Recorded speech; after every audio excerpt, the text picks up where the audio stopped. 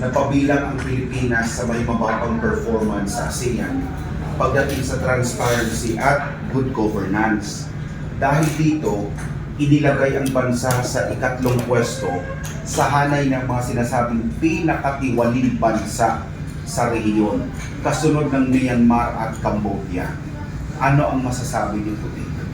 Yes, nalulungkot tayo, sir, no? Yan ang ating reactions. Napakalungkot at nai-insulto tayo. Dahil una-una, we are the most Christianized country, no? In the whole Asia, according to the late Captain Paul Sivan. At hindi lang Christianized country. Maraming mga tatalinong Pilipino at marami rin matitinong Pilipino. At yan nga ang hindi natin matanggap-tanggap, being the one organization crusades against corruption, no? Na hindi matatanggap natin na gano'n ang result ng ating bansang Pilipinas na we are the most corrupt and then we are the most Christianized country naman.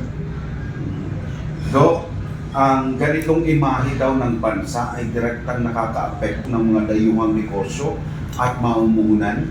Yes, sir. No? Kasi number one, transparency is the most important, no, sa ating bayan. At dahil dyan sa mga records na yan, I am sure, no, maapektuhan talaga. Maapektuhan kasi ang kailangan ng negosyante ay isang matinong leader o isang matinong bayan. E paano maging matino yan dahil sa records na yan? Di affected talaga yung ating economy niyan. Sir, may mga lumabas na ng mga investigasyon doon sa mga involved sa sinasabing mga katiwalian doon sa flood control projects, sa issue ng maleta delivery scheme. May mga ginawa ng investigasyon pero sabi nila mga maliliit lang na mga isda ang napaparusahan o di kaya wala pang nakukulong na malalaking mga isda. Bukas ba ang task force na halimbawa kung lalapitan kayo para mapabilis ang pagsasampa ng reklamo at pagpapanagot sa ganitong mga tiwaling mga opisyal ng ating pamahalaan na sabi nga nila ginagahasa daw ang mga taxes, buwis ng mga Pilipino sa pansarili nilang kapakanan. Bukas ba ang task force na tumanggap ng ganitong klase ng mga reklamo? Yes, sir. No? Well, in fact, tuloy-tuloy kami, no, sa aming commitment. No? Hindi lang kasi kami ngayong taon, no? We are already 17 years, no? At tuloy-tuloy ang aming pag-file ng complaint with the business, no? Basta mayroong ebidensya, wala tayong sasantusin, wala tayong pipiliin dahil we believe that nobody is above the law. Kung nananatili yung ating prinsipyo na pag may ebidensya, talagang pupunta yan sa proper agency ang kanilang bagsak. Lastly, sir, kanina nung pagkakita natin ngayong hapon, sabi mo nakakalungkot dahil parang wala ng direksyon ang Pilipinas. You see, is in my own observation, no?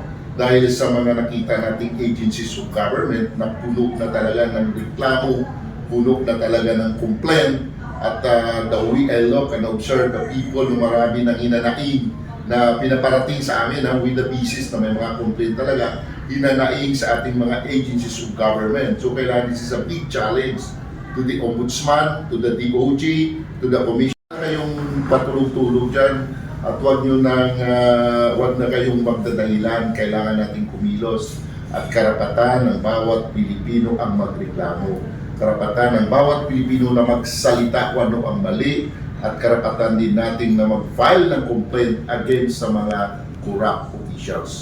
Kung nasa harapan mo itong mga corrupt na mga opisyal na ito na nagpapahirap sa bayan natin, what would you tell them? Yes, sir. Yun ang aking masasabi sa kanila. You are not a king, and that is not your kingdom. No? You are a public servant, you are accountable to the public, at mananagot kayo dahil walang forever, sir. Cut time.